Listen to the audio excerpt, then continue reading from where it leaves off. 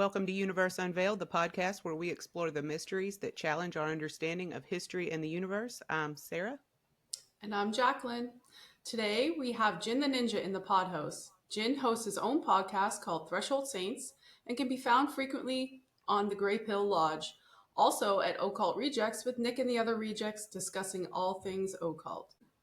Jin, welcome to Universe Unveiled. We're really happy to have you here and look forward to all you have to say on the evolution of the ninja and dropping some Kabbalistic gnosis on our newbie heads. Thanks for coming. Thank you guys both for so much. Obviously, we've been on a couple panels, quite a few panels actually, together. I think all of us, and Right. it's always been really interesting. And then obviously, Sarah and I were talking about magical experiences, and I won't repeat it, Sarah. I just we did talk about it a little, and I think that was the impetus for maybe Yes.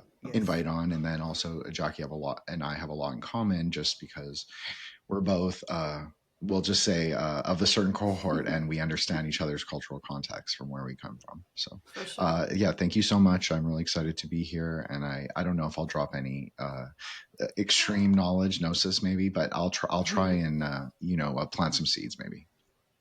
I think you Well, will. if you're here, it means that we think that we have something to learn from you.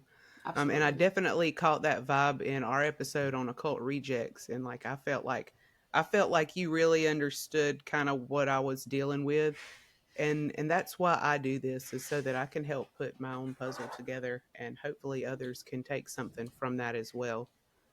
So I Yeah. mean that when you said it, I'm not gonna, I won't pretend. I think I understood is what is how I'll say, is like I think I understood fundamentally what you were talking about, just in the same way I understand when Nick talks about having a magical experience. Is it exactly one to one? No, but is it close? Yes. It's like there are certain key words, colors. I know we talked about colors, but keywords, there's a certain way to describe things, like fundamentally in language there are ways to do it. Now, is it difficult? And it varies from person to person. That's the thing. Like, someone's framework depends on how much they'll be understood by people that aren't within their framework. So I try and be really flexible with that, so I can hear when people like Sarah speak about their experiences, and then instead of being like, oh no, that's woo, actually looking at it and saying, oh, I recognize this from Kabbalah. I recognize this from Tantra. I see exactly what she's talking about. I can see the colors. I can see the word emerging. I can see the light. Okay, that's exactly what I've always done with Nick. And whenever I've been on Rejects, that's how I've tried to approach it, just as a discursive kind of like about magical experience, more than taking place more in consciousness than in a supernatural. I'm not saying that the supernatural right. isn't real. I think it's better understood in like a as consciousness. Mm. Absolutely. And I mean, that's the thing, is that when I watch occult rejects, 99% of the time, I have no idea what you guys are talking about. But when I go and research these things, I find that, oh shit, I'd actually know a lot about this. I'm doing this on my own without having ever read about it. And you guys have the terms for it. Like you were saying, you're using Kabbalah. I don't know if you realize that or not. And no, I don't. Like, I don't. I'm just out here feeling my way around in the dark. And then you guys come in and you have all these terms and like explanations and things that make it make sense. And I love that. Like, that's what I'm here for.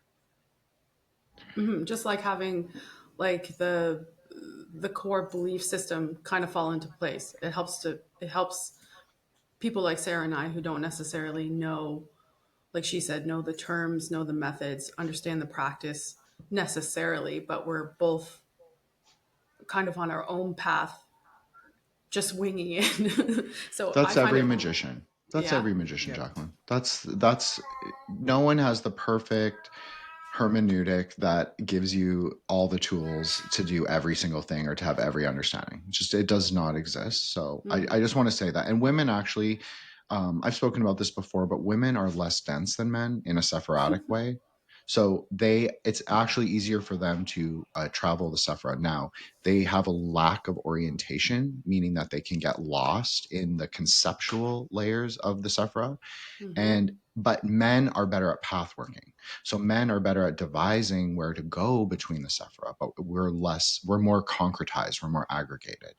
So for us, we need the words, we need the language, we need like the math. That's obviously a big like Platonic thing, and Pythagoras and all that. And even Kabbalah, math is like very fundamental. But so we need all those kind of analogical, like very materialist things to sort of get us there. Women can kind of more easily get there. And so, but it's more dangerous because, right, if they don't have the guide to orient themselves. Direction. Yep. Exactly. That makes sense to me, actually. Definitely. I mean, that's Yeah. why you hear things like women's intuition and things like that. I mean, I think women are intuitive creatures by nature, and like particularly mothers, they say your mom knows everything, mother knows best. Like all these little one-liners, they come from somewhere. Sure. All the cliches are always true. Yeah. Well, there's an idea in Kabbalah that the primordial word, emerges from the water. Mm, So who embodies like the A waters of woman. creation better than more than a mother? I mean, a man can't do that. It's impossible. So only a woman can really do that. So I think it just bears out, like there's all the layers of reality, right? Like we call it in Tantra inner outer secret, but like what we're describing, that biological layer, like you could say that that's an inner layer. And then you could also say, like the Kabbalistic way that I described it before, that's a more secret layer or a more kind of text based like knowledge layer. So it's more refined. Whereas like intuition is more of a feeling, so it can get conflated. Yeah. That's the problem. But this is the truth. It's not about women or men. I'm really not making a comparison.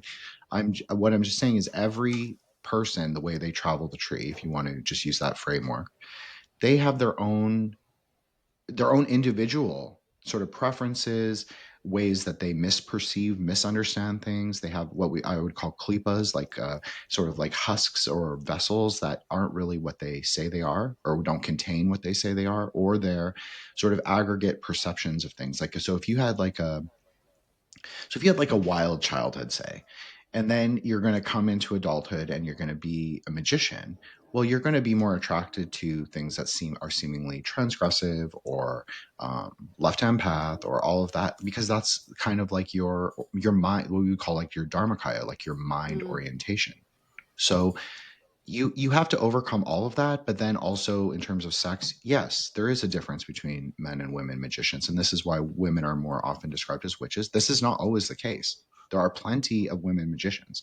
It's just that it's very much less common, mm. and men are more interested in like this tech space kind of. Not necessarily, I was never really into ritual magic personally, but that's me personally. But I'm not quite the typical. So but men in general, especially magicians, tend to really prefer text-based and ritual magic, and that's why you really see a big division in like practices between practical magic and like higher theurgic, I guess, expressions of the same. That makes sense. Can you talk a little bit about like what put you on this path, and like have you always been interested in like esoteric studies and occult practices and things like that? So I've definitely always been interested in magic. I've always thought of myself as a mage archetype. Like I've talked about this sometimes, is where you have there's all these heroic archetypes. Like Joseph Campbell was clearly talking about something Sephirotic as well, like the sphere of the hero or the wheel of the hero. Like that's very Sephirotic language, whether he's intending to or not. He's just drawing from kind of we'll call it the plane of ideas that is very similar. And so if you are good at Kabbalah or you're just even intro, you can kind of see, oh, okay, there's some ideas there. And so it ties into the whole idea of reincarnation, the samsaric cycle. We have a little bit different idea than Hindus on the idea of reincarnation. We believe in rebirth, not Mm. reincarnation. But okay, we'll just use reincarnation as a language that's understandable. But so the hero's journey, yeah, that's nice. I always thought it was like cool, yeah, great. But in Asian, sort of Chinese specifically, what's called wuxia literature, jianghu, rivers and lakes. It's a specific kind of genre literature that talks about a kind of underworld hero. Now, I'm not saying underworld as necessarily like gangster or antinomian or transgressive. They're often not, but they often go against forces of injustice from a position of more a social outcast. So I when I was a kid, these were the comics that I really was reading, like heavily reading. My dad loves them. That he would bring them back from Indonesia, and they're all in Indonesian, but they're Chinese comics. So this is how I actually learned how to read Indonesian, was from these comics, and that was the Hmm. intention too. So all of these characters are both are all self cultivators, meaning that they do theurgic practices, that they do martial arts, that they do it's a multitude of different things. It's like they're magicians, but they're kind of not they're not the RPG magicians of the West. They're quite different. Right. So I would say that because I always identified myself with these characters who did also have magic and esoterica and a lot of we'll call it spell knowledge, because a lot of the stuff is like finding this sword with this inscription and all that stuff. So basically I always saw myself as them in a way, and I said, well, maybe the real truth is like I'm just more of a magician than a hero, and maybe that is like sort of borne out in my life, and that's okay. It's just that the magician's path is much more crooked.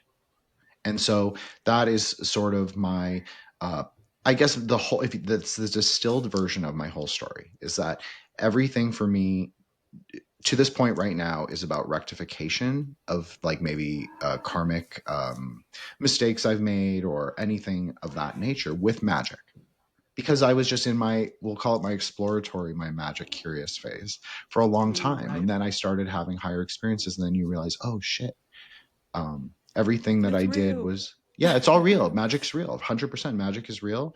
And it's not for bullshit. It's not for the like, yeah, you can do little things here and there, sure. No problem. But it's really for the for the higher experience. And once that happens, it fundamentally changes like your whole relationship with reality. So It you try does. and like rectify it, you try and bring it back, you try and like keep up with a daily practice. It's really hard. Obviously, podcasting is in itself magical. Like it can be, not always, but very Right. frequently it is. You make connections with people. That's like making karmic implication, for at least in my thinking, for the next life. And you also are like being vulnerable because you're putting your public views into sort of the mass consciousness, like what I call the aether wave. For So, consumption. well, I know that part is really hard because, when you start having these experiences and you try to talk to people about them, you get that look. And so it kind of causes you after a while to bottle it all up and just not share it with anyone. Jacqueline, what is that noise? I am trying to mitigate the situation, but I think the apartment up above me is being renovated, and I think they're sanding the floor. That sounds about accurate. Yeah. So I'll just keep my mute on as needed. Okay? So sorry, Sarah. Okay. Okay. So, in your own words, what is Kabbalah? Like, and the reason I ask is because you guys, like I said, are so advanced. We are not. And I'm not sure where all of our viewers are, but I just want to make sure everyone is sure. tracking and everyone understands what we're talking about. Great question, Sarah. This is a perfect question for me because I don't know if I'm well known for it, but I have taught Kabbalah spaces or at least discussed them on Twitter many times.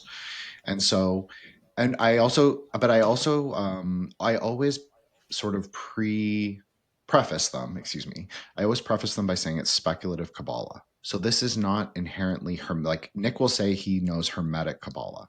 I did not start off in a Western magical organization at all. This is all from my tantric experiences that I realized that would never be fully understood, talking about frameworks right at the beginning, if I didn't translate them into a Western magical language. So I realized that I could. That was really the revelation for me, was that, oh, I can actually describe the things because I've experienced them and I recognize them.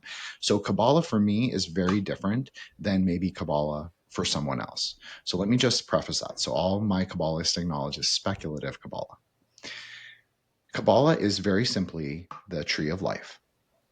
It is the 10 sephira, the 10 conceptual ideas of God.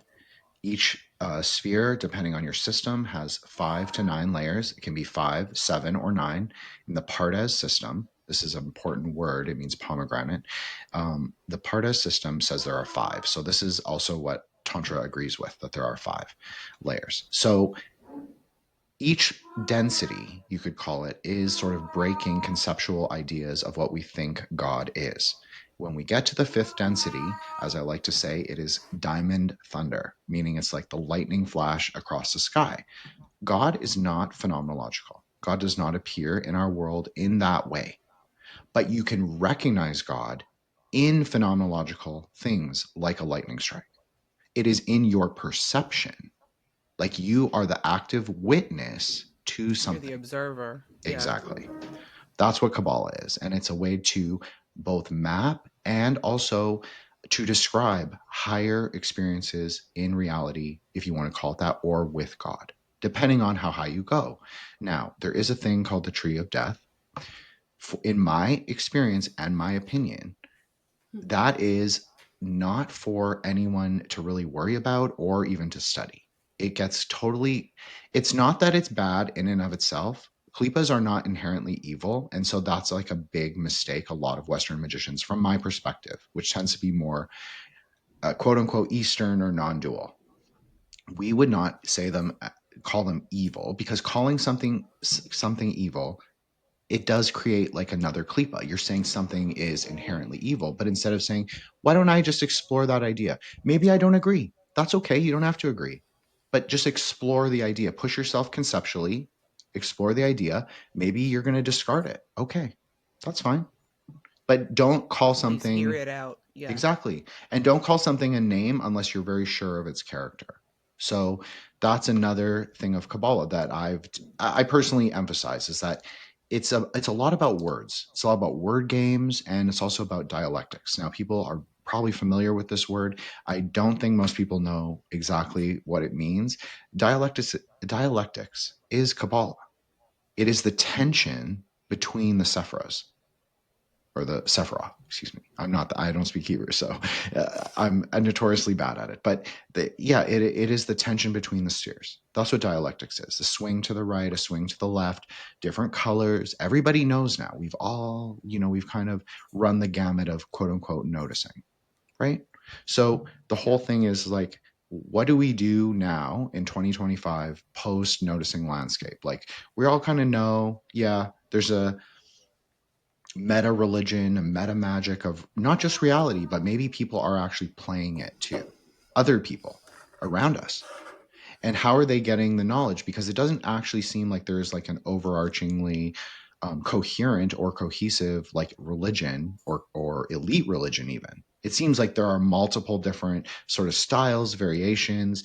Some people are really into channeling. Some people are really into like just doing theurgy, or some people are like into totally like annihilationist, more like left hand path magic. Like, there's all these different flavors.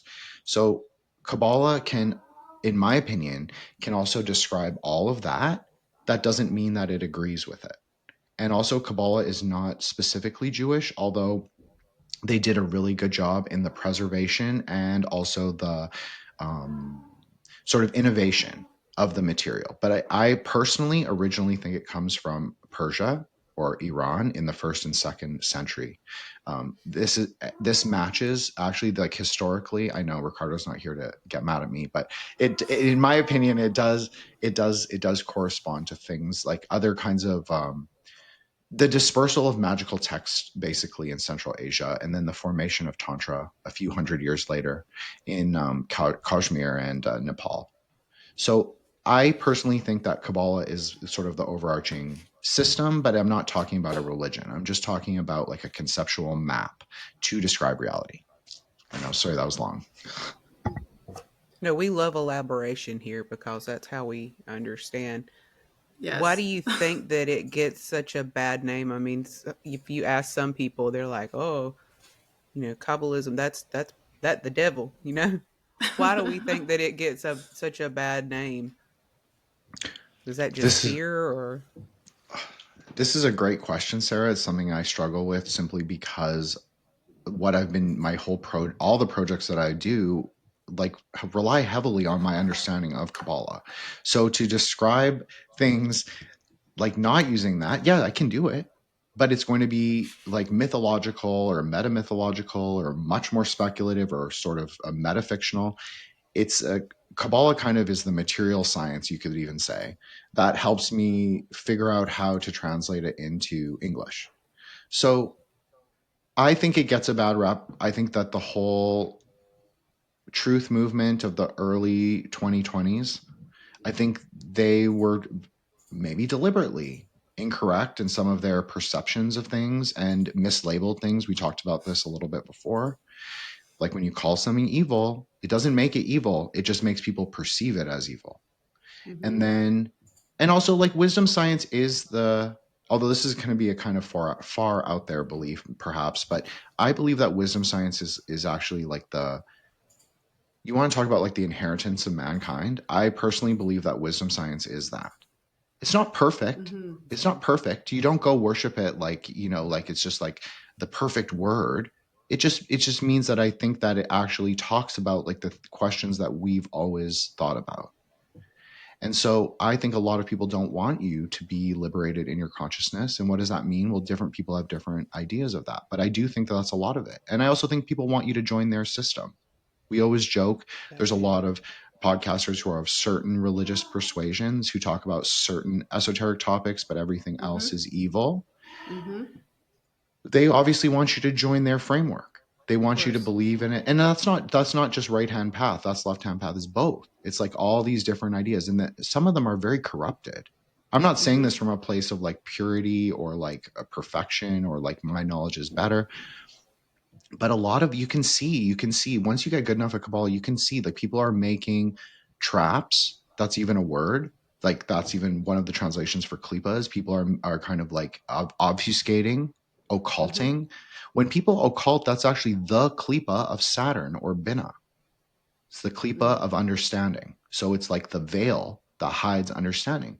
Well, a magician might do this for specific reasons. So I take a very metamagical approach. Like I don't agree with telling every single see because some things are just between you and the experience or you and God or you and the whatever. Everybody Definitely. understands this concept, no problem. It's Mm-hmm. like your internal dialogue with that, whether you think of it as God or a higher force or whatever it is. So I agree with that, but I also don't agree with putting traps in front of people because I think that that is actually harmful, and I actually think that harms as a magician. I'm speaking as that putting those things in front of people is actually what is the big problem, and it's what has corrupted wisdom science or the outer perception of wisdom science to a great degree. So I think that that has a lot to do with why people perceive them as evil, and I think that a lot of people are very easily affected by polarities, dualism, Manichaeanism. You see this a lot, especially Mm-hmm. like with you guys, what you guys talk about with like more ancient archaeology stuff. There, people are either all in or all out, and there is a middle position. There is Mm-hmm. totally a being like, It's yeah, okay okay, to not know. It is okay to Yeah, not know. it's all speculative. All it history is is. speculative. Because we It weren't just, there.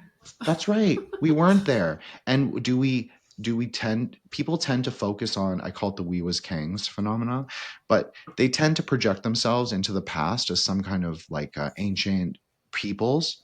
Mm-hmm. And I'm like, why? For me, I'm more interested in where we're going and who we are rather than like, I don't have any connection to that. Like, yeah, I have ancestors. I Mm-hmm. acknowledge it. I know where they come from. I'm proud of it. I'm not, it's not any, I'm not trying to say that that's bad, but I'm just saying, why can't we be interested in 2025 rather than, something that may have happened like 50,000 years ago? May. But we don't really know. Right. That's the other thing. And it's also been so obfuscated by so Mm-hmm. many people's stories Yes. that they place on it, right? That's right. So it's co-opted in 2025 and projected backwards and then perceived. 100%. That's Kabbalah. Yeah. Yeah. Yeah. Interesting. So, what insights have shaped your spiritual worldview? What do you believe? I mean, what is your spiritual practice like now? So I'm a hardcore tantric Buddhist. I've said this many times on the Rejects as Yes. well and on my show, and I always preface anytime we do a Grey Lodge space, I say, you don't have to be Buddhist, but I'm Buddhist, so I'm going to bring a dharmic framework to it. So for me, I've tried to learn how to distill it, especially we're talking about like higher yogas or higher practices, in Mm-hmm. a way that is suitable for an external audience, but still give like seeds, like with Sarah, like when we were on the Rejects. It was quite profound to me, like sitting there and then I'm listening. I'm like, oh, I get it. I know what she's talking about. And so I try and do that in a subtle way.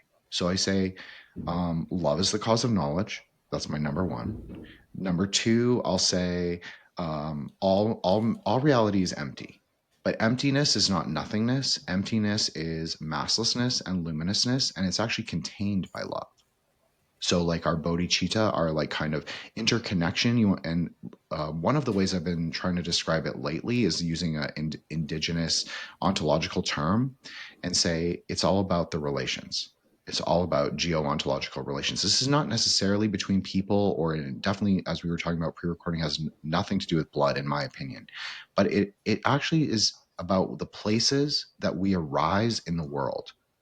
And so Mm-hmm. if you arise on the new world, are you not different in your consciousness? Because the spirits are different in their consciousness, but the spirits are also a reflection of your consciousness.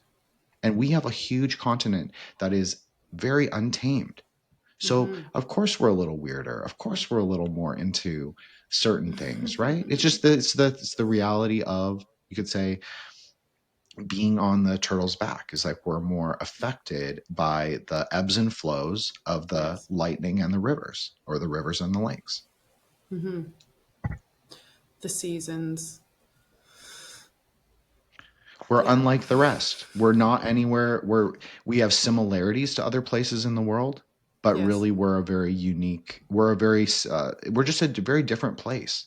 And to Mm-hmm. use the same kind of stories to describe the things that we see here, probably it's okay in a way, but it also can be a bit of a trap, because people can be very like, oh, I have to pray to this tree spirit or this thing or this. I have to replicate Mount Olympus in like, I don't know, like Idaho or Right. something. Yeah. But it's not about replication. It's actually about like renewing the sort of using a very woke indigenous kind of language, but renewing the treaty relationship. So you can just say that that's karma. That's Right. basically what they're talking about. Like they're just using a different kind of framework, but they're talking about very similar things.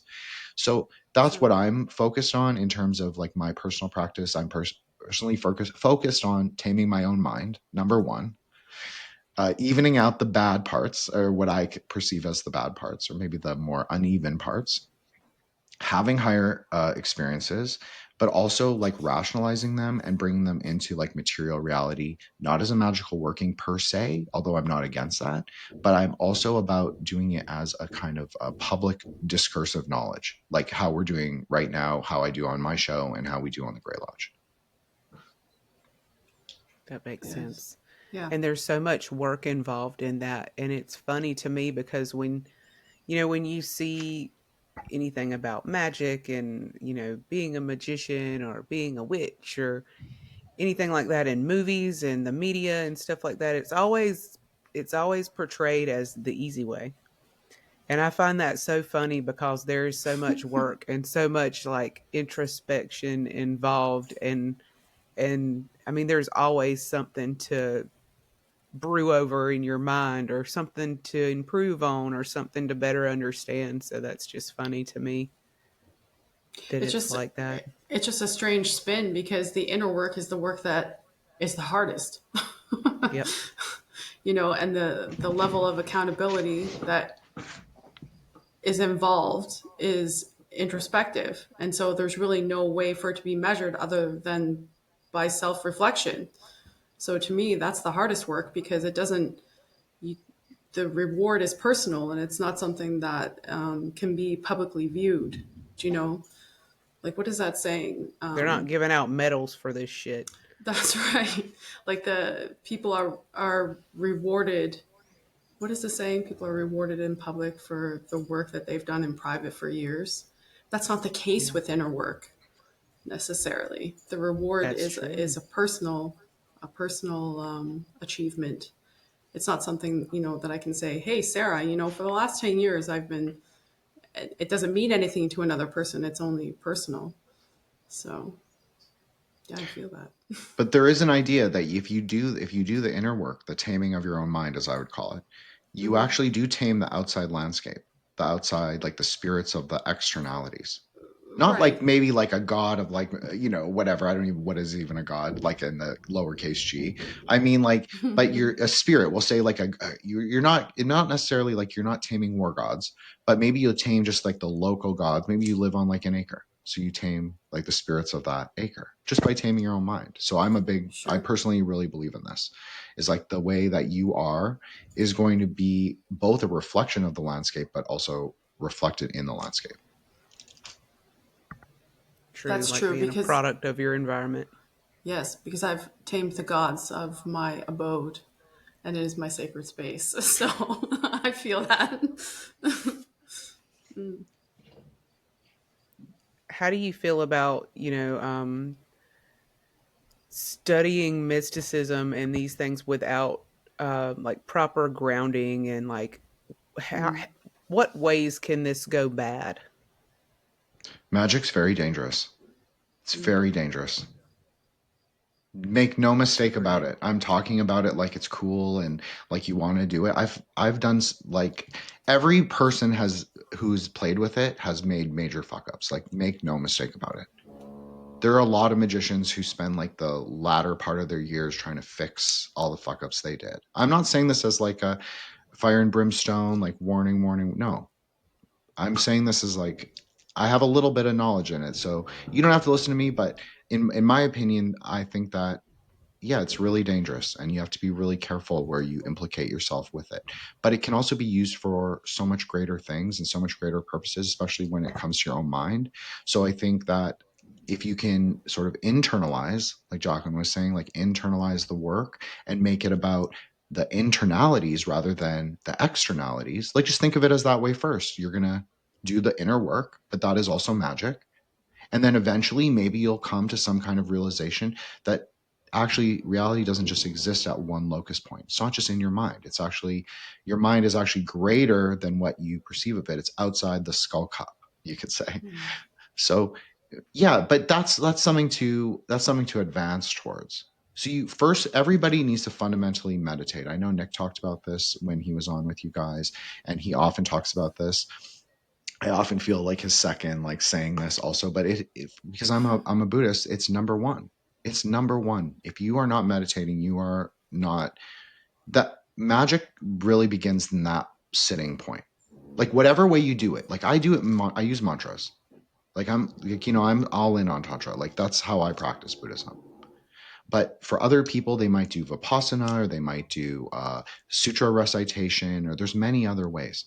Or they might just do a different kind of meditation. There's lots of different kinds. There's even left hand path meditations, which I'm not even against because there are ideas in them that can actually bring you to consciousness as long as you don't think of them as like, oh, this me is literal. So that even goes back to the idea of like, what is magic or what is Kabbalah? People tend to take the wisdom text as like entirely literal. This is a very new reading of text. Literalism is not the old fashioned reading in any meaning. It really is. There are secret meanings in all wisdom texts. I'm not saying I can understand them, but sometimes you can see little elements of the same thing. So I think this Yep. is a big problem is like the perceptions of what people think things are often not what the truth is. And so for people to start doing wisdom texts, I would say start, if you're a Christian, and that's totally fine. I'm cool with that. That's no problem. You could start with the Bible. You want to know what the greatest spell book on earth? Well, at least the one that every Western person knows is the Bible. 100%. Psalms are magic. Yeah. 100%. Mm. They're a magical technology. It says so right in them. They are all codified with Hebrew numbers and letters, and but it's not just that. There are scriptures. John 14. I learned this from someone from Texas, actually. They would use John 14, a high John root, like, you would buy it like the Botanica or the occult store. So they would have that. They would have their olive oil, and they would recite John 14 over a John root and rub it with olive oil. So I'm not saying for people to do that, but I'm just saying that there are ways to sort of build up the capacity to learn how to do magic. So the other thing is the Bible is also Kabbalah. This is something a lot of people get really wrong. There is a numerical pattern in different translations of the Bible. And so it really matters how many books you have, how many words you have, how many kinds of what the ideas don't have to link that much. As long as you can make the math work, you could even say, then it's more of it kind of it's like lightning. It's like it's magic then. So there is a linkage between the Old Testament and the New Testament. So you have to say that there's also Kabbalah in the New Testament. Now, what is that? Well, there is Christian Kabbalah. There's been a lot of Christian Kabbalists for a long, long Yeah. time. And so I think that there's been a lot of people who've talked about practices. Hildegard of Bingen is one. Nick did a series on her. There is the Ignatius of Loyola. He gives 13 meditations. 13 is a magic number. 13 meditations on, I don't remember exactly what they are, but that is something a lot of Western magicians actually use. The meditations on Loyola. They actually use those in preparation for a high guardian angel working. So I just think there's a lot to do. You have to start in meditation. You whether you believe in God or not, that's fine, but try and figure out like your orientation.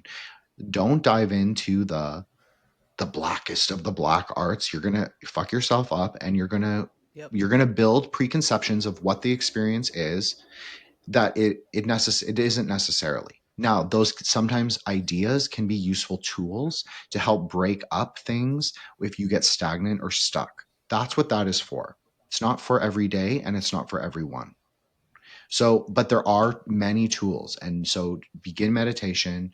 I believe in recitation of the word. This is very important to me in my personal practice, mantra recitation. Now, obviously, I do it in Sanskrit or Tibetan. I don't expect anyone to do it like me, but I do think recitation of the word, of which there are many different ways and forms to do it, is a really good way to actually, if you want to say go all the way or go together, yeah, actually, I think you can. I think you can just through simple recitation. Now, if you want to use a rosary, you don't have to use a Catholic one. You could use a Buddhist one. But why can't you do that in a Christian context? No problem. I think that I'm just using Christianity as like a template, but I'm Example. saying it Yeah. it exists in all of it. Like there are ways to do it in all of it. Don't be extreme. Don't go in the middle pillar. That's the most potent anyway, because you can see the crown right there. Even if you look at a Kabbalistic tree, it's Malkuth together, 10 to 1. So you have a direct route. So why wouldn't you take a direct route? Why do you have to, you can maybe draw from things, but go on that way. Don't be extreme. And um, also, secrecy. People tend to call this, a lot, especially Zoomers, gatekeeping. Some things are okay kept private. That's okay. You don't have to tell everyone every single thing, and you don't have to tell them every single way to get there. You can tell them a way, and you can say, why don't you try this? Most people won't even do it initially. So you're wasting your breath a lot. And you also don't need to be overly empathetic. This is one of my big lessons as a magician. Same. I was way too like, oh, what do people think of me? What do people perceive of Mm. me? And I'm not even like that. I'm very much like rebel. Like I don't give a shit really. But then at the same time, when you're podcasting and you're doing these kind of more public things, you sort of do become affected. You sort of do become like, oh, my materials out this very vulnerable. I'm sure both of you Mm-hmm. understand. You makes you very Oh vulnerable yeah. because you're like, these are my ideas, these are my actual like really deep inner private thoughts. So my rectification, I would say, for me personally, is learning how to bring strength and mercy together rather than have it be at extremes. Now, I'm not a great example of this synthesis, but I'm working on it. And I also think that there is a time to be ferocious, a time to be fiery, a time to be aggressive. I think that's all okay. I'm not saying discard anything, but I'm just saying there is a way to be more a balanced person, a more harmonious person. So that's where I would start. Start in yourself. That's right. Like meditation is so important.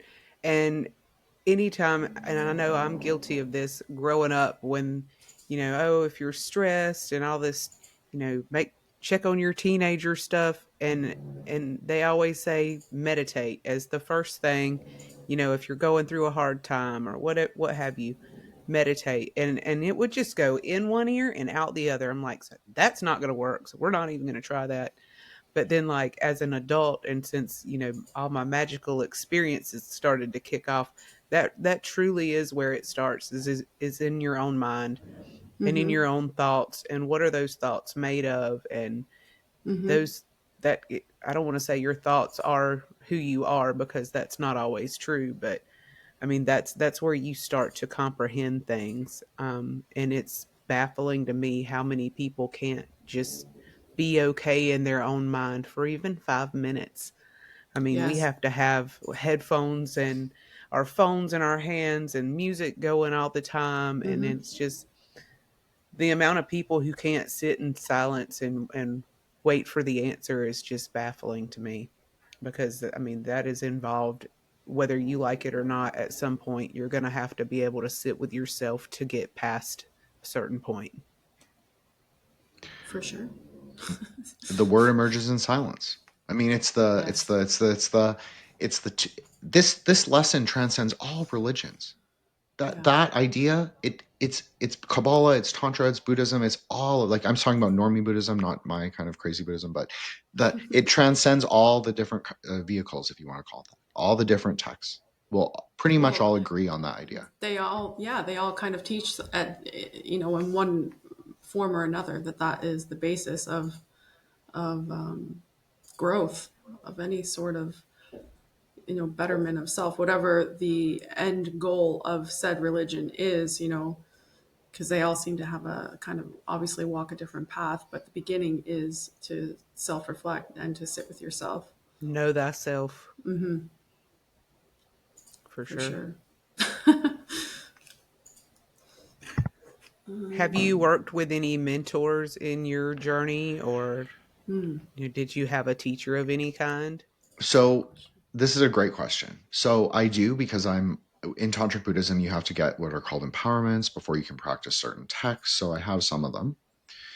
Um, but it's been like with everyone, we talked about this little pre-recording, like COVID shifted a lot of material reality for a lot of people. I'm not unique in that at all, but it Mm-hmm. is, it was like a, Nick even talked about this. He was like, at the OTO, like, they were requiring masks and then they were closed. And like, the thing with Tantric Buddhism is, like, I get it. Like, they're nonprofits at the end of the day. They're, religious organizations. Like, I get it. They have to follow the mandate. They can't just fight Right. against it, I guess. But the thing with Tantra is that we have practices against epidemics. We have practices against disease. We have practices for all these things. I'm not saying that people have to go believe it and think it's like a magical shield. It's not about that, but there are practices for those specific things. So for me, it seemed like a paradox, which I don't like, because Mm-hmm. no magician really likes a paradox. You like to resolve all things neatly and tidily, but this is not always the case. So, but it felt like a paradox to me that we were being told to get our empowerments online, go to what are called sock online, which are like festivals. Like, yeah, I've watched them on YouTube many times, but that is different. That's me, like, cleaning the house, listening to like a Dharma talk. If I'm going to be in presence of like higher practices, I want to be doing them. I don't want to be watching them on my computer. So that's for me. I'm not making an aspersion on anyone else, but this was a fundamental break I had, which was the sort of left wingification of the Dharma Center, as well as the sort of reaction during COVID. Now, I still go sometimes, but my relationship is fundamentally one where I have to be self-directed. Now, that was not always the case in the past, but I'm not an Aquarius at all, but you could say I have Aquarian tendencies in a lot of ways, where I'm very self-directed. Like, if I believe in something, I'm going to do it, like, Mm-hmm. 100%. So for me, I'm okay to do practices at home. This is how everyone really does it. This is how all my teachers have done it all throughout my life. But unlike some people who really place high emphasis on initiation, which I'm not saying to not do, because why would I tell people to not do something that I have? That would be very hypocritical. But Right. I don't like that either. That's also a paradox for a magician. But so but I also believe that there are accessible practices in Tantra and in Buddhism itself that people can actually do without initiation. And many lamas have talked about this. So if people ask me, I actually will say, oh, go do Vajrasattva, which is adamantine. It's called the adamantine purity practice. It's to rectify all your sins. This doesn't need initiation. And I talked to Greg Kaminsky on my show about this a long time ago. He wrote a whole book on Yandra, which is the sort of initial precepts that you do before you even become a Buddhist or become take empowerments. Now, in his system, you do have to get empowerment from a teacher before you practice Vajrasattva. But in my opinion, you don't, and I'm not alone in that. So I feel comfortable enough to say it very definitively because I've been told by people who are much better than me that that is not the case. And then there's also green Tara. Everyone relates to green Tara.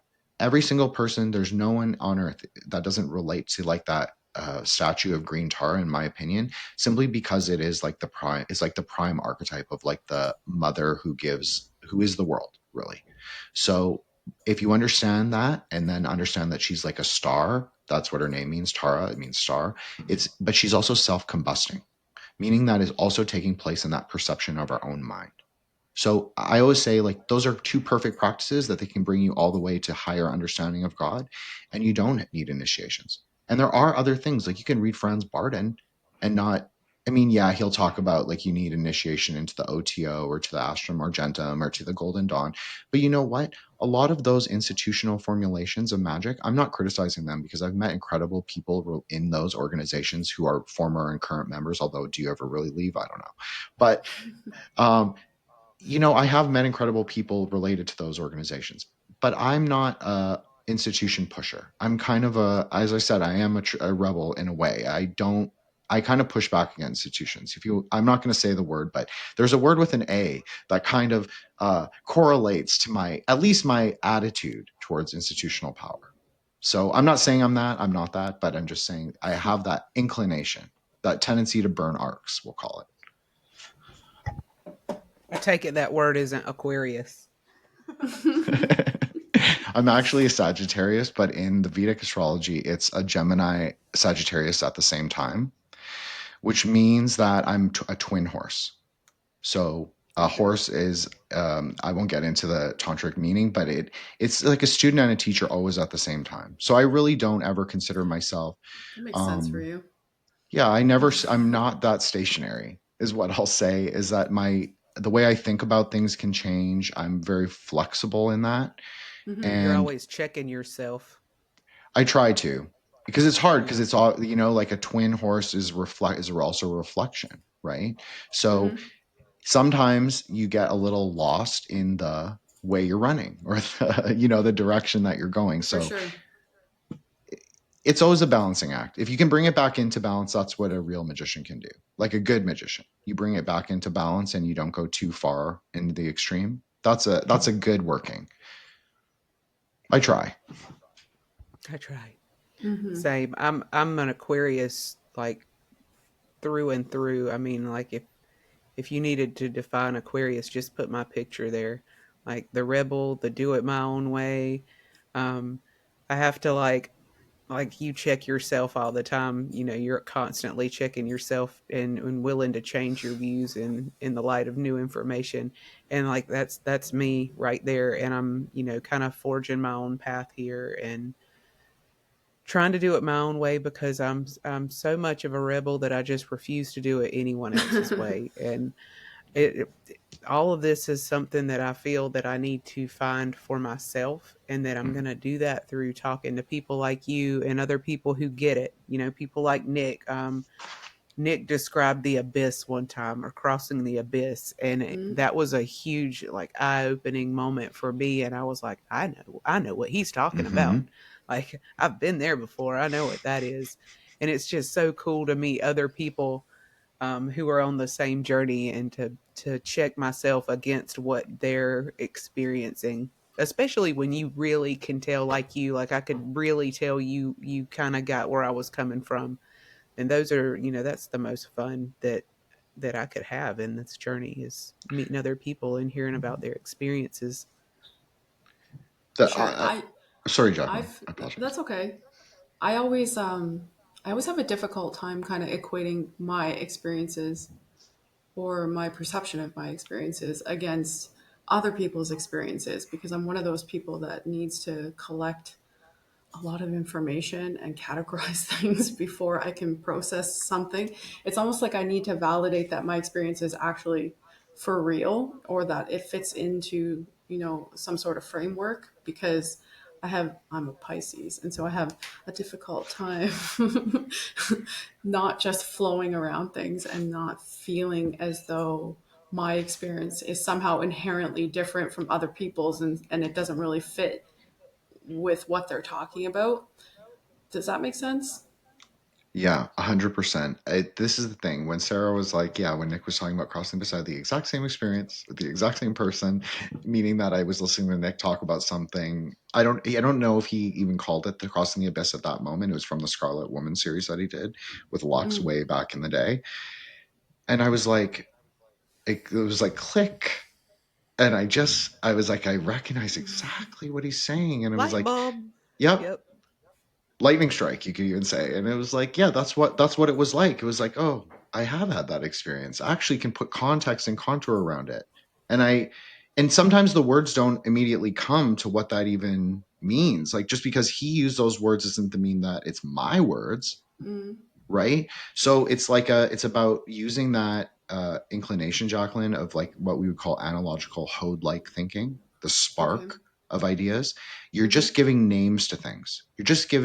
You don't know what they are. You're seeing the lights for the first time. Lights are also colors in a way of thinking, but Mm-hmm. colors are also names. So you're just naming things that you're seeing.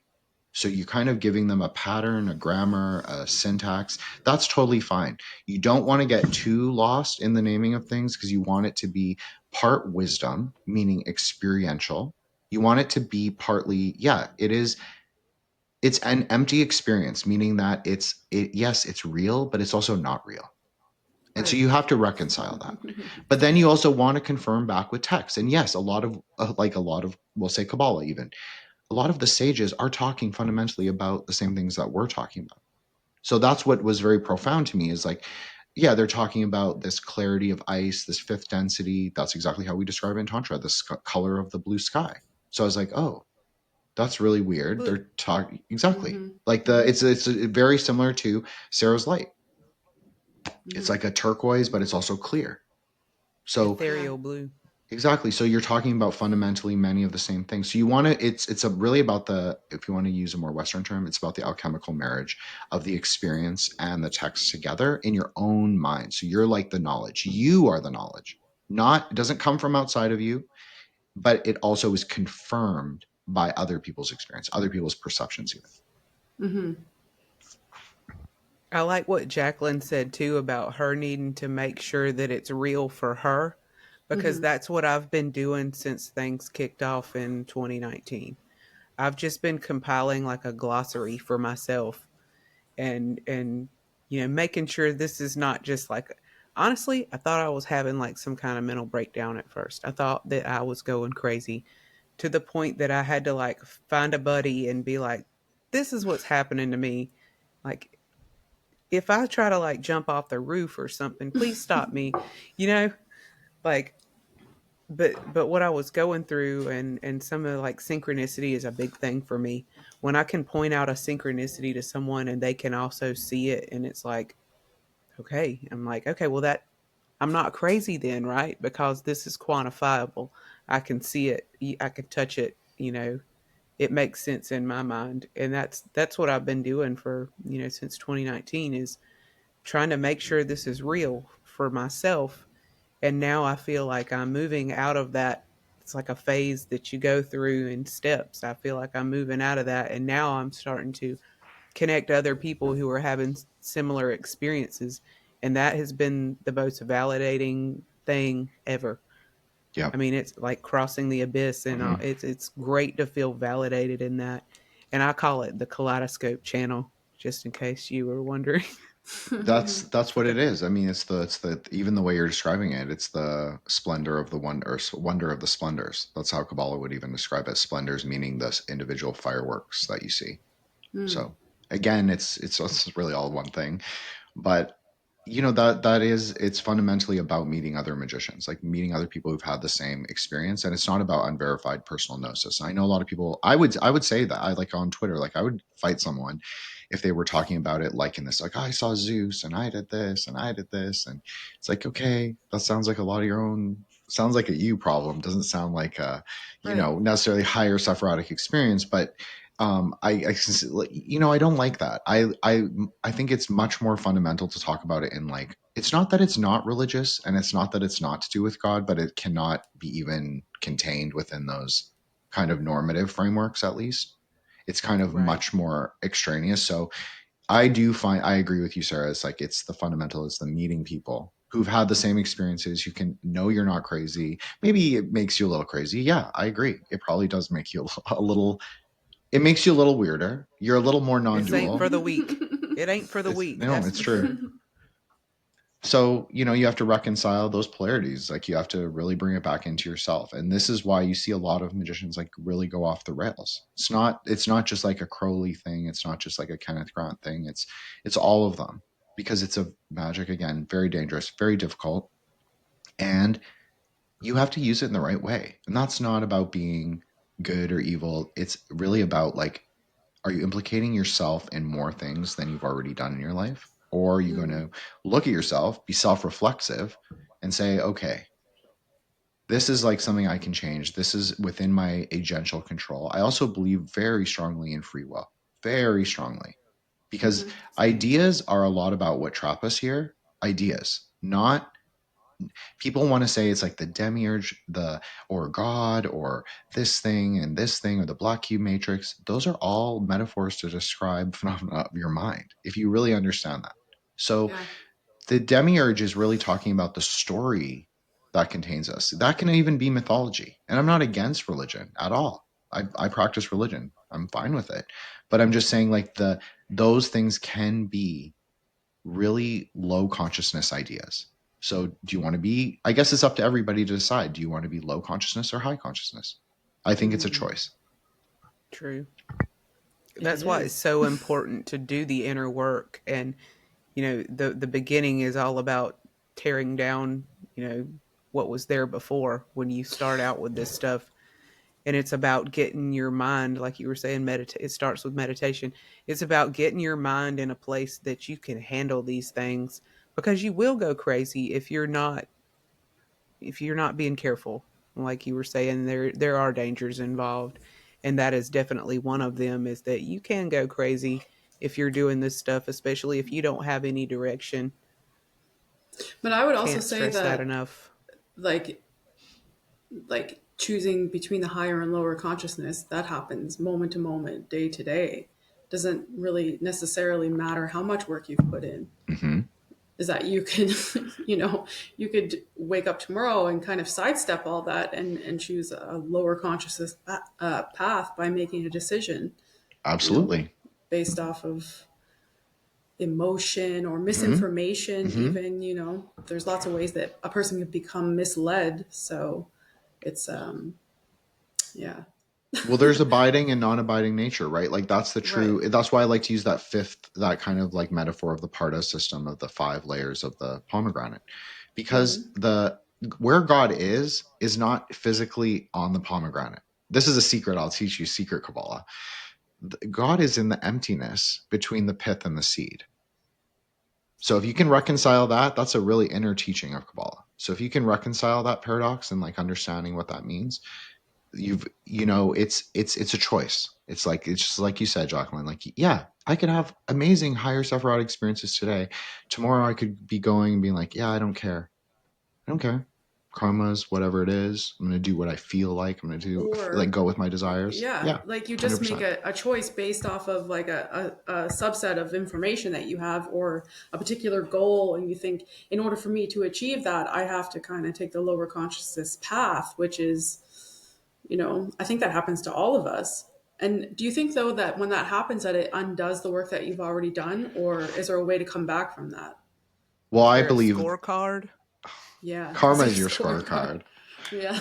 I believe there's always a way to come back. I'm deeply committed to the idea of like rectification and redemption. It's a big part of Tantra and a big part of Buddhism, to be honest. Mm-hmm. Obviously, it's the story of the everybody knows. Like in Tantra, we don't really pray to the OG like Gautama Buddha. He's not. He's just more of an inspirational figure for us. But he exists and he's a Buddha, but it's not. Mm-hmm. We've got a lot of Buddhas. It's not. It's not really anything that special for us. But what is special is that yes, the marga is crooked, the path is very crooked. Yes. You're gonna screw up. You're gonna That's why you have the Vajrasattva, that's why you have all the practices that you started at the beginning. Guess what? In the higher yogas, you have to do that same one. You have to do the Mm. exact same one. If you fuck up, you fix it. Sure. So I believe in that. And I believe that, yeah, we do have choice in the moment to moment, because really our consciousness should be like clear and turquoise and beautiful and pristine. But the reality is like, yeah, there are things that color it. And so what do we do with that? And so some of our own making, some of our own choice, and some things are seemingly outside of ourselves. So Mm-hmm. I believe, yeah, it's a choice. It's like the story of humanity is messy, and it's not. People tend to think of it as very fixed or very neat and clean, and that I think that also breaks with like why I don't like the hero as much. It's not that I'm against him or the anti-hero either. I just think that it presents very binary ideas of what people could be and can be. And I'm not talking about gender or anything like that. I'm just want to be clear. I'm talking really about the choices that we make in our day-to-day lives. Like it doesn't, Manichaeanism is the poison. The dualism Mm-hmm. is the poison. Being more non-dual and recognizing that, yeah, we actually are at different levels of reality all the time. We're in higher consciousness all the time. We're in low consciousness all the time. And we're also in like our human kind of like autonomic consciousness all the time. So when you Mm-hmm. can reconcile all that, then yeah, maybe maneuvering in this world would be easier, but it's really hard work. That's the truth. It doesn't Being come easy to human is anyone. hard. Mm. It is, and Sarah. I would describe it a lot like people describe marriage. It's something that you wake up and you have to wake up and choose it every day Mm-hmm. and moment to moment. And you have to work on it every single day, just how you would a marriage or, you know, having a child, or you have to wake up and think about what's the best thing for it every day. What's going to help. Sure. I totally agree. I mean, the thing is practice. That's why it's like if you're It is a practicing it, practice. you will help. It will Mm-hmm. help you significantly day to day. It won't make you necessarily perfect or pristine or any of that, but can you bring the knowledge and the gnosis and the wisdom back down? Yeah. Now, whether you choose to implement it, it's up to you. Can you do it? Yeah. There's that free will.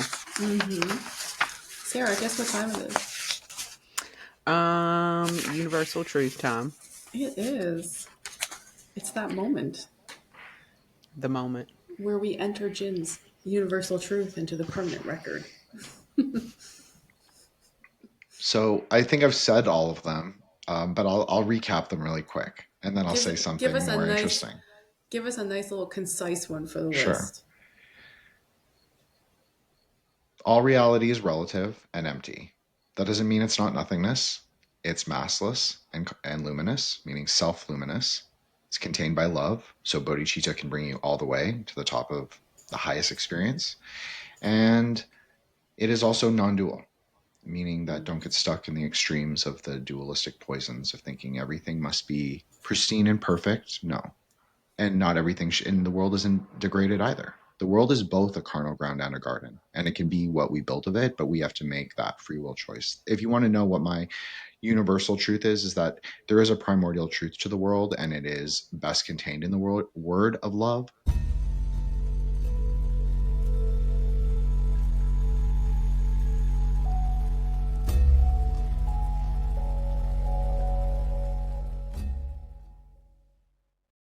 But that's not exactly what it is either.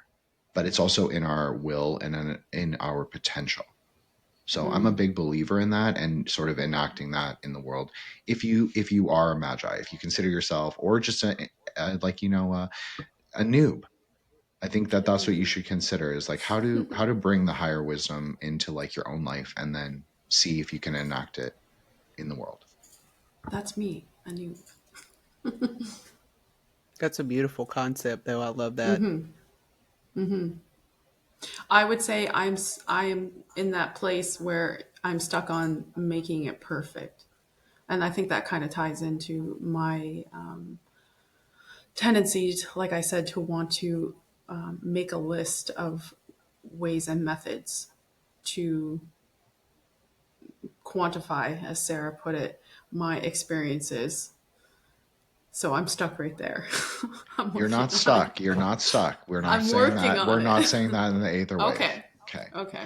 You're not stuck. You're just at a specific path in the Marga, which appears from your view to Mm-hmm. be stagnating. But from my view, it's not.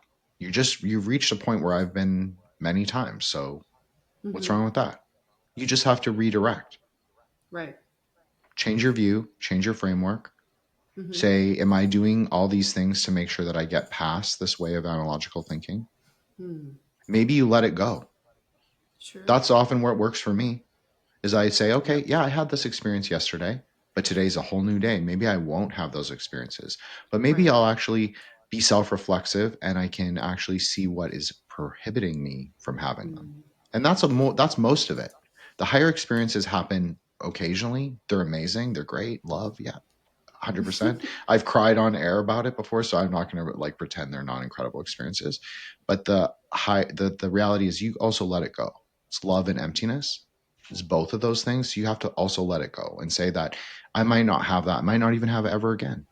But Right. what can I take of those higher experiences? And so Mm. that's what the whole point is to keep going, is to not let yourself get stuck and to not be Mm-hmm. stagnant or put klippas in front of you. Now, Jacqueline, I'm not saying this as like any kind of I'm not perfect by any means. We're all imperfect vehicles. Sure. I'm no one more imperfect than me, perhaps. But the reality is you the obstacles that appear before you are always of your own mind. They're prohibiting you Mm. from going further and rectifying that karma. That's 100% what it is. That's a very Buddhist explanation, but yeah.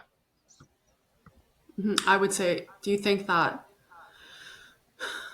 I'm going to oversimplify the language, but do you think that the letting go part and just allowing your consciousness to flow past that particular experience is one of the harder things to do? Sorry, I muted myself. Yes, it's extremely difficult. I'm not gonna lie. Like, to be honest, when you've had the higher Sephirotic experiences, it's Mm-hmm. honestly so it's uncontainable and it's how expressively incredible and beautiful and sort of like life affirming it is. Mm-hmm. So when you can learn to let that sort of go, yeah, it does fundamentally change how you view reality and it will fundamentally change how you get Mm-hmm. up there next time because you'll see love is in every sephira. Love, if you want to call it that, love is in every there's like it's like deeply imbued in a sort of our universal framework, if you want to call it that, our cosmic cycle. Is like there's this idea like underlying of like love, but what is that? It's contained in space and emptiness, so you do have to let it go. And Yeah. it's can be really challenging because sometimes even in sadhana you have to let people that you love go. It's Mm-hmm. not that you're letting them go for all time, it's that you have to let them go for to have the higher experience. So can you do it? It's really challenging. I'm not gonna lie, it's hard. Yeah. Yeah. All that makes a lot of sense to me. If you want to hold it all together, you got to let it go. Mm, dang it. I was just telling Ricardo that the other day, so that's hilarious. Yeah. Well, I sent him a video about it. What did you? Yeah, it's to be you have to surf. You have to. It's like we're all Mm. riding the wave, right? Like you could say. I often describe it in aeonic terms. I'm not a Telemite, just for the record, but I do like this. It's very Buddhist too, if you understand. But yeah, I think we're in a new aeon, so I think it's only fitting that we sort of renegotiate our ways of relating to each other and to ourselves. Because that's a fundamental relationship. I mean, we've talked about it the entire time: self reflexivity, perception. That all begins in your mind. So yeah, I think it's up to us. I don't think it's up to anyone. I don't think anyone's coming to save us. I don't think I'm not millenarian in any way. Like, I don't think the Buddha's coming to save us, but I think he's there. Just like you have to get yourself there. And like, I don't think the Antichrist is coming. I don't think any of that. I think that's all about perception management, about sort of like making demons in reality. Demons begin in your own mind first and foremost. Yeah, they may exist in real, 100%. I agree, but I think it begins first and foremost in your own mind. So, I think Definitely. it's up to us. That's where I'm at. That's like that. You want my full spiel? That's it. It's that rectification in this aeon is up to us, people who can have higher experiences, and it is the aeon to do it. So, like I think I try and look at it in a positive way. Not that everything is going to be perfect, or not that we are perfect, but that there is something salvageable from what has come before. And I think that's what I've always liked about your show, and like just Ricardo in general, is that, yeah, you're looking at the past, but you're looking at it in a way that is also to bring it into now. And I'm also Mm-hmm. interested in that. I'm also interested in like, what can we do with it? Like, if we can't do anything, I'm not the one. Like, I'm not the one to go study like 50,000-year-old ruins. I'm not. But if you want to talk about something that's like 17th century and bring it into 2025, yeah, I'll discuss that. I can I think appreciate both of those things. Yeah. the past is important to know, where we're going. And like you were saying earlier, you're more interested in where we're going. I am too. That's why I'm interested in the past. That way I can figure out, where things are going. And the present is just as important too, because you have to keep your mind sharp. And I also agree that COVID set a lot of this off for like a massive amount of people, and it resulted in some kind of mass awakening. And I've seen that term a lot over the past few years, and I definitely believe that that's a thing. But I believe that the conditions that resulted from COVID caused a lot of this, because it was such a hardship. Mm-hmm. um, and I know that Mm-hmm. hardship and trauma bring a lot of magical experiences. Like Nick was saying, did I have a near death experience? No, I did not. I just had like a the lowest you've ever been, like a symbolic death. I mean, I died all the deaths, so it wasn't a physical near death experience, but something in me died, and I came back different, for Mm-hmm. lack of a better way to put it. And I think COVID was that for a lot of people. It was, people changed their jobs, I mean, Jacqueline was a nurse. She got out of that because of COVID. And I mean, 100%. I think that happened to a lot of people, where they weren't able to work their job anymore, and then they had no choice but to go inside and figure out what to do with that information. And I think that that's what resulted in the mass awakening that we're seeing today. Mm-hmm. So I always think of that particular timeline and liken it to. Do you remember when we were kids and you play that silly game of pickup sticks where you hold all the sticks? Like you start with them and they're a nice, neat little bundle, and then you set them on the floor and you just let them go, and they just fall all over the place, and they're lying on top of each other, and you're supposed to go in and pick out your color and retrieve them all, and it's just everything's like a big shit pile mess. Anytime yeah, I think about that time frame in my life, I don't know why I always envision a game of pickup sticks, because it's taken some work to get all of my sticks out from the pile and retrieve them all and bring them back to myself. So I understand what you're saying, Sarah. There yeah, are we all ebbs had to and build oh, sorry, back. sorry. That's Oh, go ahead. No, that's exactly. I mean, you said it. It's ebbs and flows. That's the Mm-hmm. truth. Sometimes I've been very connected. What I feel is very connected to the higher gnosis or whatever, and then sometimes I don't. Mm-hmm. And sometimes that is of my own fault, and sometimes if you want to call astrological conditions, sure, yeah, that's one way to describe it for sure. I don't necessarily believe in that, but yeah, you could say that. And so, or it can be external things. It could be just things that I'm letting affect me that I shouldn't. And so it's like that for everybody. Anyone who says it's like you're in perfection at all moments, no. And that, at least in my experience, that is not true. But yeah, there are some times where you're maybe able to make it continue longer. So that's really what. I think is for everybody. And like, I know a lot of magicians, Jacqueline, and it's the same story for all of them. It's moments of rectification and also moments of synthesis, both. And this is Mm-hmm. something that Western magic gets really wrong, is they tend to focus on the synthesis. Synthesis in and of itself is fine, but it produces excess heat. So you have to deal with that excess, and you have to also deal with your own, as we said, preconceptions or the klipas that arise, which are many. And so the reality is it's both. So it needs at all times for every single person, it needs both. It's not just the act of creation or the R's of creation, it is the R's of rectification, of sort of redemption. So that's why I always say people tend to overemphasize the perfection of a thing in space and time. Mm-hmm. But actually, if you let it go and just say, okay, it's empty, like a Buddha statue. Like, Mm-hmm. yeah, I have lots of them, and some of them are filled, funnily enough, but really it's an empty thing. Mm-hmm. And I can recognize that. This is an empty thing at the end of the day. Like, yeah, is the nature there? Sure. In the likeness? Sure. But it's really in my perception. So once you kind of get to the place where you can, like, yeah, that's empty. Now it's easier said than done, but you can get Yes. there, and you'll find that you'll find the path rebuilds itself in time. 100%, I guarantee. It does. Guaranteed.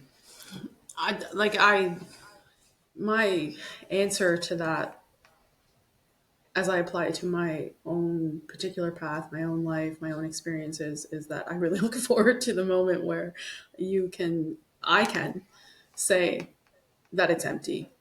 It is what it is, and then just move past that. I think that will be the hardest of all works that I do, because I wouldn't say that I'm have been unable to move beyond that and do, make more progressions.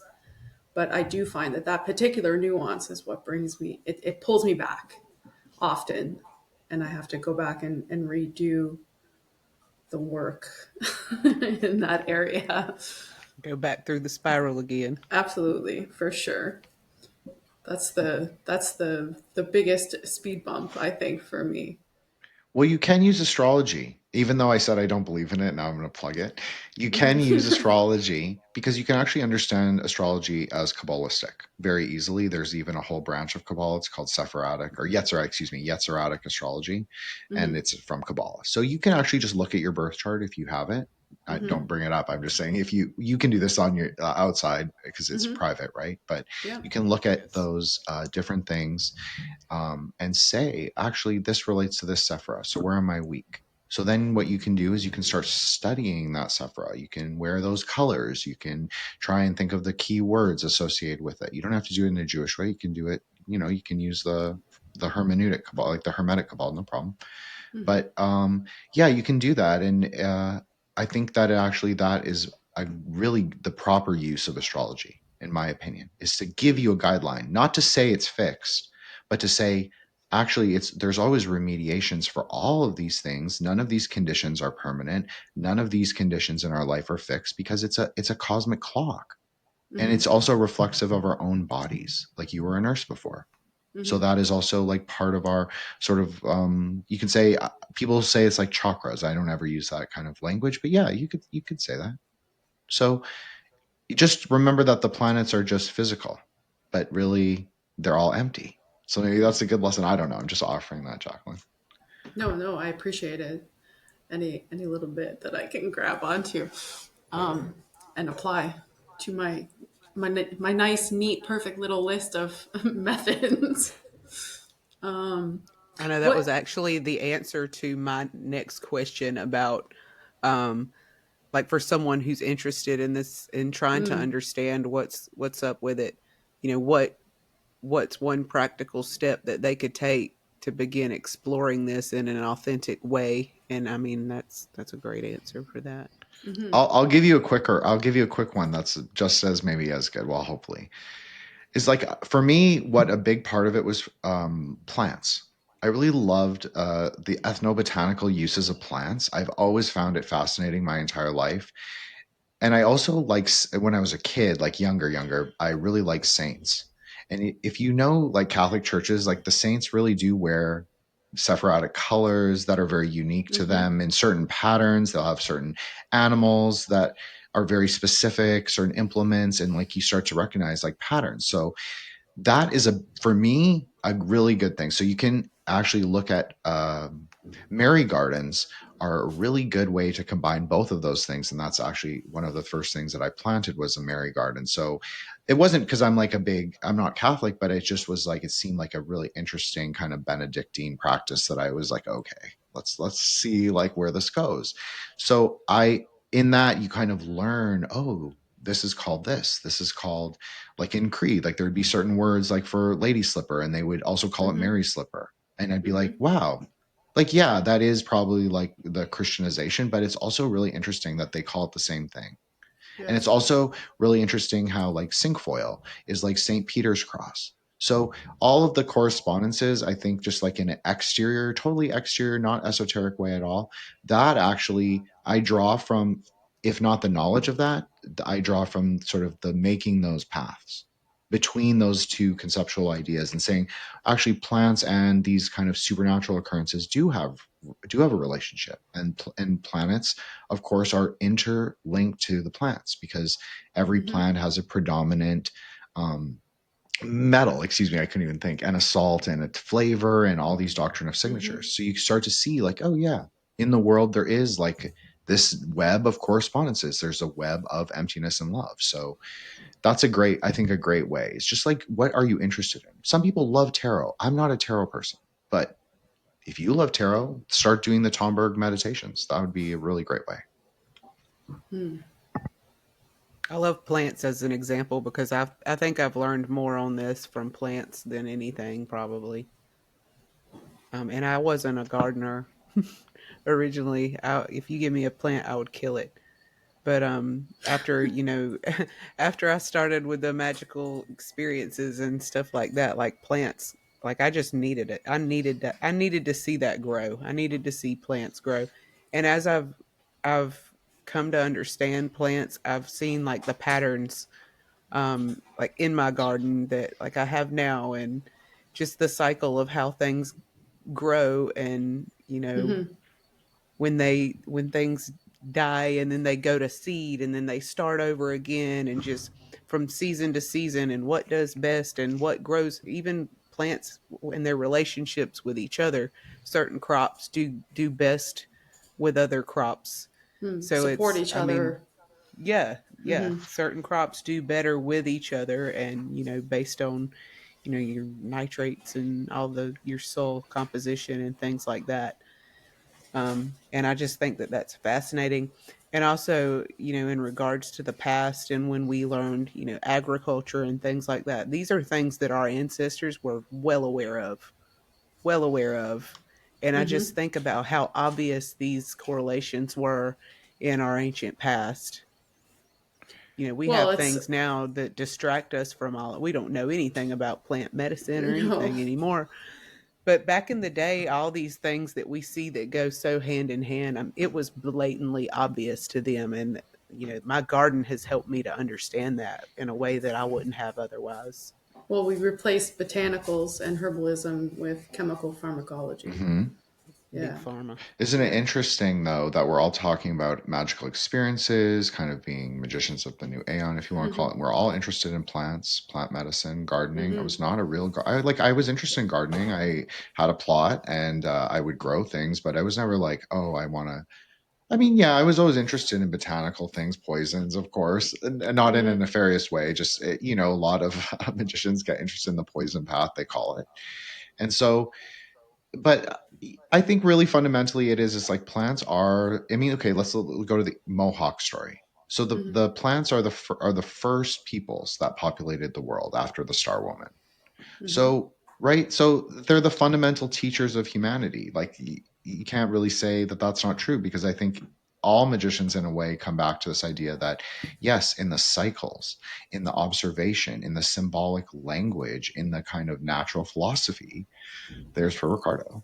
So you can actually you can understand not just the exterior world, but really the fundamental nature of ourselves. and what is ourselves? So that is really the question. But I think in exactly with what both of you said, it's like it's not just like a rejection of Western medicine, but we can like definitely learn from Mm-hmm. all the systems that have come before, and we can also take of them and update them for the frameworks that we want to carry forward. Like I believe that very greatly that it's our choice to carry forward things into the future, whether we realize our implications. So I love what Sarah said. It's like the present. You have to be in the present. Like that's a big part and probably the hardest thing of being a magician.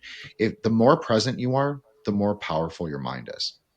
And the more forward thinking or the more backwards thinking, the less. But every single magician has that inclination to either go forward or go backwards. So Mm-hmm. how do you bring it in? That's really that's the test. Yep. Mm. Jacqueline, you got anything else for Jen? Why did you choose the screen name Jin the Ninja? Dude, I've been wondering. So Jin means gold. It's nothing to do with Jin, as in Middle Mm, Eastern Jin. gotcha. It's the Okay. character for gold. Mm-hmm. And there's actually a famous myth about a golden crow. So he is the last of the sons. So there's a famous Chinese archer named Ho Yi, and he is tasked by you could say the celestial Buddha to shoot down the 8 suns. There are 8 luminaries, you could say, in the sky, and they're burning too brightly. They're causing a drought all over the whole world. And so he goes with his bow and arrow and he shoots those all 8 of the luminaries, but he leaves one. And this one luminary is represented by a 3-legged crow who's also golden. So in many ways, it closely aligns with this idea of like rectification at Tiferet, which is also the sun. You can also say that. And then there's also I'm not saying it's messianic or Christ-like in any way. I'm not a Christian or a Mormon or anything that's Mm-hmm. messianic. Just let me be clear. But there is something about sort of where the man begins. And you could also say that it begins at Tiferet. It's like that Okay. higher consciousness, that meeting between mercy and strength. So I liked it in those terms, and I think it represents a very powerful metaphysical idea that all creation really is in words and in our minds. Mm-hmm. What I get stories do we tell? true. I get fixated often on that idea of spelling. That always intrigues me, the use of words and the way where, what's the origin of a word, and the depth of its meaning and the way that it's used by the individual. That's a whole other topic in and of itself for Well, let's me. just do it really quick. So the character Mm-hmm. for Jin is a roof. So Mm-hmm. it's the threshold of heaven.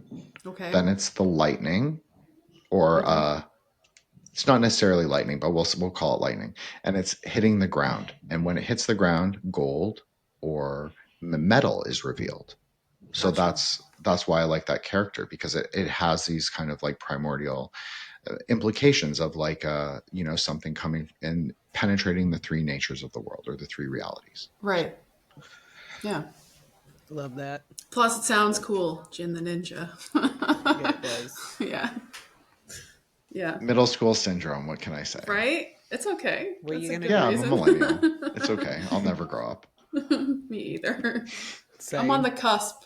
I'm just it depends on who you ask. But I like to prefer to say that I'm not a millennial. I'm just ahead of you. But yeah.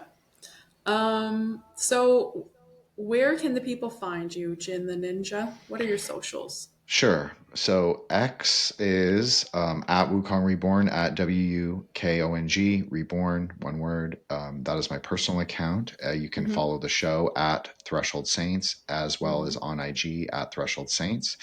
You can find a Linktree that has not been updated in a little while on my both my pages, and you can also find Grey Lodge things now on YouTube. Let me shout out Matt Murrah, Solar Exile, and Joshua the Branch, who are my co-hosts on that. Mm-hmm. And it's been a really interesting, speculative, ontological, discursive series that a lot of people from all over the world have reached out to me and said that this is interesting. This is Awesome. like Yeah.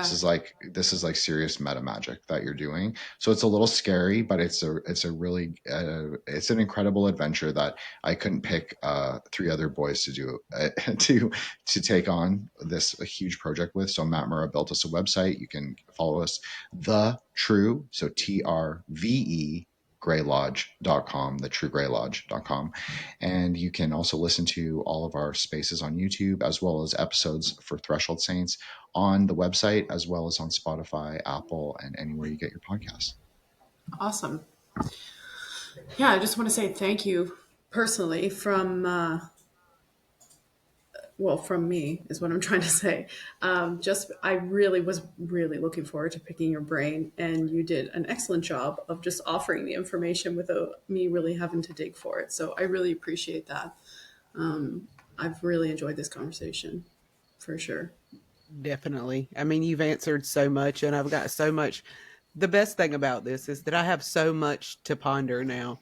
Yes, That's many side that's the quests. that's the real wealth here, is something to Yes. ponder and something to just kind of dig through in my mind, and um take the next steps, and Mm-hmm. I'm I feel very strongly that that's what I'm doing right now, is I'm trying to take the next step.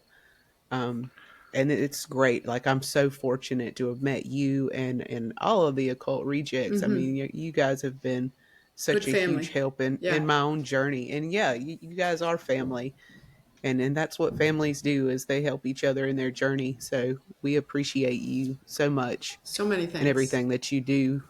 Mm-hmm. No, thank you both so much for inviting me on. I love being invited on as a guest. It's great. People don't know I never really ask. I usually get asked. So it is kind of cool in that way that, you know, I maybe not the most famous podcaster, but I make the rounds in my own kind of way. So I Mm-hmm. really appreciate it. It was a cool milestone to be on this show. I think you guys are doing great work. Um, Thank you. and I think it'll just grow from here, and hopefully it will, and we'll say it will. So yeah, I It will. think We'll I, say it I, will. I agree. We'll say it will. Definitely it will. Yeah. Definitely.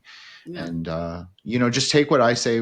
Just know that I'm like a Buddhist. I'm going to present it in my framework. You can you take it however you want. I've already made my peace with it. I try and Mm-hmm. speak in that way as well most of the time. But if I made Yeah. errors, I'm an imperfect vehicle And for all truth and knowledge, and I I don't. appreciate your approach to things.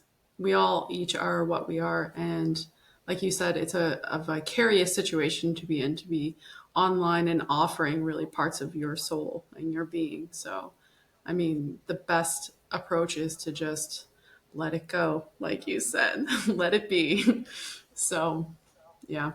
I appreciate you sharing everything that you've shared with us today and otherwise elsewhere when you're out there doing that. So, Doing the yeah. Lord's work, Doing for the lack of a Lord's better work. term. And of the daughter. It's the and of the Yeah. daughter. That's what I say anyway. Yeah. There you So go. yeah, in a way, maybe in a luciferic way. Yeah, for sure. Sarah, where can the people find Universe Unveiled? Where are we? Pop quiz. She gave me Pop a pop quiz. quiz. Let's go. Uh, YouTube, Spotify, Insta, Rumble, X, Spreaker. I think we're on. Are we iHeartRadio and Apple too? Yes. Yes. And Yeah. Instagram. Hmm. Did I Also, if forget to say people, Insta? I think you may have. It's okay. We I don't know. forgive you. I forgive you. All those Also, places. how can people support the show? They can check out our merch store. Indeed. We will have the link in the description. We also have the Buy Me a Coffee set up. So if Mm-hmm. you feel so inclined, that's another way that you can support our channel, but also to subscribe and to share our stuff. If you can't do anything else, you can do that. So we appreciate that every time you do it. Yes, and most importantly, you want to visit the website for the Institute for Natural Philosophy, who we are presented by, for more information on the mission and the goals of the Institute, and also give the Institute a follow on X. And then you know what we're all up to. Definitely. Yeah. All right. Well, Jen, Jen, we've enjoyed it. Thank you. it's been the Thank you both so best. much. Really Thank you so appreciate it. much for your Honor. time and Cool. for your knowledge Amazing. and Yeah, for we are giving family. We're this. kind of like a, you know, crazy magic family that's all over the world and Yes, all over the internet. That is kind of what it's like. Like it is. I, Yep. you know, my co-hosts are like my actual brothers in a way. And it's like kind of hard It's to You get true. not annoy close. them. You Yeah. get close. Yeah. Yeah, because you're sharing a space which requires that you give up a portion of your person, your soul, like you said. And like I take myself and I entrust it to Sarah, and she Hmm. in turn does the same, and we kind of look out for each other while we go Yep. exploring. We're out here with our goggles on underwater together Yep. holding hands. In this So cosmic void. Yep. mhm, Absolutely. yeah, anyway, this has been a great one. Really appreciate it, Yep. Jen. No, thank you. It's really great. I love doing this. It's different doing it with, well, I won't say that, but it's interesting to podcast with only women because I'm so I used to knew doing that's it what the you were gonna opposite say. I knew. opposite way. But I'm not. I'm fine. Like I'm cool. I just Yeah, it's just totally. it's a different polarity, right? Like it's It very is different for me. And even when Nick brings me on, it's just like him and I sometimes, and it's like very dude energy, right? very dude energy. I would agree. That's why we're here, because we noticed Yeah, for sure. there were no Like, female perspectives on this yeah, floor. Sarah and I think a lot of people are kind of like weary to bring it up to our faces anyway. But we're hyper aware that we're two chicks, and we're also kind of aware of the energy that we bring, like our Hmm. specific combination Hmm. of energy between the two of us. So, yeah, we play on that for sure. It is what it is. I Here think we it's are, two great. I girls. think no, I think that this is exactly there's so much space. There's space literally Hmm. for everyone and for everyone's projects and everyone's shows. Like this is the time to be making and speaking the words, as I would say, into existence and to like Hmm. giving them life. So Yes. let's try, let's speak as much truth as we can and everyone can decide for themselves what they want to believe. Amen to that. Absolutely. That's the goal. All All right, right, people. guys. Till next time. Yes, thank you everyone for watching. And thank you, Jen. Bye. Bye, Dolly.